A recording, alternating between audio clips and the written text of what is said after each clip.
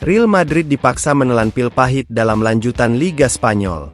Madrid mesti mengakui keunggulan tuan rumah Real Betis dengan skor tipis 1-2. Pada awalnya, Madrid mendominasi pertandingan dan hanya dalam 10 menit pertama, Madrid mengungguli Real Betis dengan skor 1-0. Ferland Mendy yang bebas di kotak penalti, mengirim umpan mendatar yang diceploskan Brahim Diaz ke gawang yang Betis. Real Betis akhirnya mencetak gol balasan. Cardoso menyamakan skor 1-1 di menit ke-34. Berasal dari sepak pojok Isco dari sayap kiri yang disambut oleh Cardoso dengan tandukan yang berhasil menjebol gawang Courtois. Di babak kedua Real Betis menggempur pertahanan Madrid habis-habisan. Ganjalan Rudiger terhadap Jesse Rodriguez memaksa wasit menunjuk titik putih ke arah kotak penalti Madrid. Isco jadi algojo, melepaskan sepakan kaki kanan yang menembus penjagaan Courtois. Real Betis berbalik mengungguli Real Madrid 2-1 di menit ke-54. Madrid sempat mendapatkan beberapa peluang di akhir laga namun mereka tak bisa memaksimalkan dengan baik. Skor 2-1 untuk kemenangan Real Betis bertahan hingga pertandingan selesai. Isco yang merupakan mantan pemain Real Madrid, dia berselebrasi ketika mencetak gol ke gawang mantannya itu, membuat sejumlah fans Madrid menyerang akun Instagram pribadi Isco.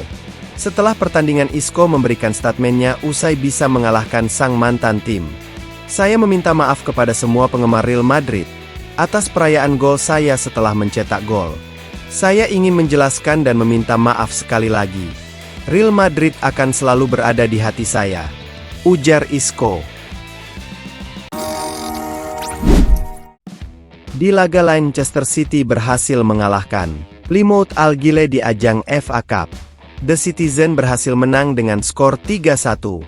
O'Reilly mencetak 2 gol di laga ini, dan 1 gol Manchester City lainnya dicetak oleh Kevin De Bruyne.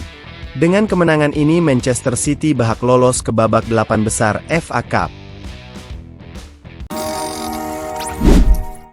Raul Asensio, pemain bertahan muda Real Madrid, dilaporkan telah menolak tawaran kontrak baru pertama dari klub, meskipun minat dari beberapa tim semakin besar terhadap dirinya. Pemain berusia 22 tahun ini telah menjadi salah satu kisah sukses terbaru yang muncul dari sistem Akademi Castilla Real Madrid. Berkat cedera yang dialami oleh Eder Militao, David Alaba, dan Antonio Rudiger, Asensio berhasil mengukir namanya sebagai pemain reguler di lini pertahanan tim utama. Musim ini, Asensio telah membuat 25 penampilan senior untuk Los Blancos di berbagai kompetisi. Selain menunjukkan kemampuannya di lapangan, dia juga berhasil memberikan 2 assist.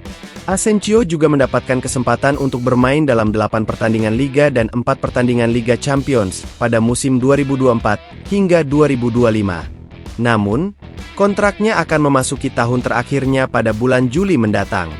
Ketidakpastian tentang masa depannya kini semakin terasa.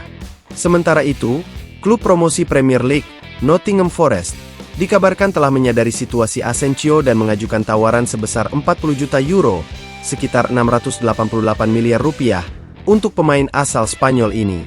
Meskipun tawaran tersebut cukup menggiurkan, Real Madrid dengan cepat menolaknya. Klub raksasa Eropa ini jelas tidak ingin kehilangan Asensio dengan harga yang murah, terutama mengingat potensi besar yang dimilikinya. Namun, jika Asensio tidak sepakat dengan kontrak baru, Real Madrid berisiko kehilangan pemain berbakat ini secara gratis pada tahun 2026, saat kontraknya berakhir.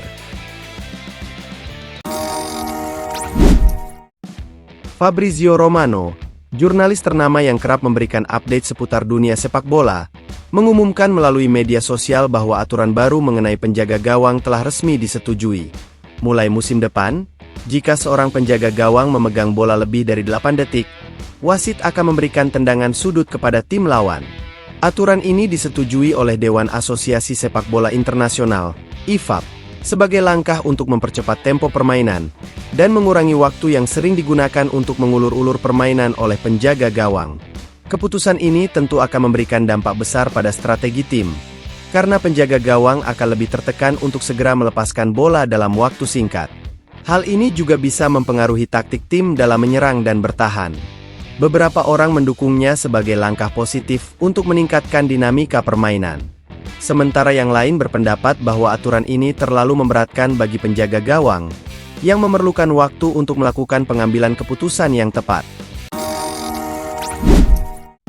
Pelatih Barcelona Hansi Flick mengonfirmasikan bahwa Christensen kembali mengalami cedera. Pemain internasional Denmark itu mengalami cedera betis. Awal pekan ini, Barca mengonfirmasi bahwa Christensen telah diberi lampu hijau untuk bermain secara kompetitif lagi, tetapi ia kembali mengalami cedera betis pada hari Sabtu, yang akan membuatnya absen selama 4 minggu. Manchester United tersingkir dari ajang FA Cup usai kalah adu penalti melawan Fulham dini hari tadi di Old Trafford. Manchester United sempat tertinggal lebih dulu akibat gol Calvin Bassey. Namun, Manchester United berhasil menyamakan kedudukan lewat gol Bruno Fernandes. Skor 1-1 bertahan hingga waktu normal plus extra time berakhir. Di babak adu penalti, dua penendang MU yakni Victor Lindelof dan Joshua Zirkzee gagal mencetak gol. Fulham pun menang dengan skor 4-3. Berkat hasil ini, Fulham berhak lolos ke babak perempat final alias 8 besar Piala FA musim ini. Sementara itu, langkah MU selaku juara bertahan harus terhenti sampai di sini. Usai tersingkir dari ajang FA Cup, pelatih Manchester United Ruben Amorim memberikan pendapatnya tentang kekalahan malam tadi. Amorim mengatakan bahwa tujuan tim adalah memenangkan gelar Liga Inggris. Tujuannya adalah untuk memenangkan Premier League, kata Ruben Amorim, dikutip dari BBC. Saya tahu bahwa kami kalah dalam beberapa pertandingan, tetapi tujuannya adalah untuk memenangkan Premier League lagi. Saya tidak tahu berapa lama waktu yang dibutuhkan. Kami memiliki tujuan dan kami terus maju, apapun yang terjadi. Mustahil untuk mengetahuinya, tetapi Anda mulai memahami para pemain lebih baik dan kami mengerti persaingan di liga. Kita lihat saja di masa depan, tutur Amorim lagi. Raksasa La Liga Barcelona pesta gol ke gawang Real Sociedad di laga pekan ke-26 Liga Spanyol 2024 hingga 2025 di Estadi Olympic Luis Companys, Minggu malam waktu Indonesia Barat. Laga ini didominasi oleh Barcelona. Apalagi Real Sociedad bermain dengan 10 pemain karena Aritz Elustondo terkena kartu merah. Gol-gol Barcelona dicetak oleh 4 pemain berbeda. Mereka adalah Gerard Martin, Marc Casado, Ronald Araujo, dan Robert Lewandowski. Hasil ini membuat Barcelona naik ke pucuk klasemen sementara La Liga dengan koleksi 57 angka dari 26 pertandingan. Sementara itu Real Sociedad ada di posisi 9 dengan raihan 34 poin saja. Chelsea dikabarkan telah mencapai kesepakatan untuk mendatangkan pemain muda berbakat asal Brasil, Denner Evangelista, dari Corinthians. Pemain berusia 17 tahun itu disebut-sebut sebagai sepupu bek Arsenal, Gabriel Magalhaes. Menurut laporan media Brasil, The Blues sepakat untuk membayar biaya transfer sebesar 11,5 juta pound, sekitar 225 miliar rupiah, guna mengamankan jasa Denner. Denner yang berposisi sebagai bek sayap kiri akan resmi bergabung dengan Chelsea pada tahun depan setelah ia genap berusia 18 tahun. Ia dikontrak selama 7 tahun. Manajer Manchester City, Pep Guardiola, secara tidak langsung mengonfirmasi bahwa Ilkay Gundogan akan tetap bersama klub musim depan. Gelandang berusia 34 tahun itu sebelumnya sempat mencoba kembali ke klub lamanya, Barcelona, setelah hanya menandatangani kontrak 1 tahun dengan opsi perpanjangan 12 bulan. Perpanjangan itu bisa diaktifkan oleh klub atau otomatis berlaku jika Gundogan mencapai jumlah penampilan tertentu. Penjaga gawang utama Real Madrid Thibaut Courtois mengatakan sudah kembali tersedia untuk seleksi tim nasional Belgia lagi, dan berharap bisa kembali berseragam negara berjuluk setan merah tersebut pada bulan depan.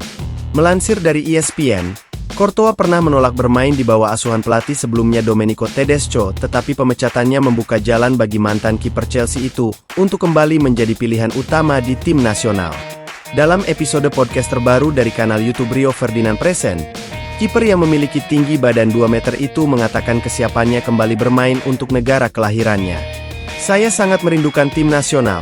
Untuk sekarang saya siap untuk kembali, ucap penjaga gawang kelahiran kota Bre itu dalam video yang diunggah pada Rabu waktu setempat.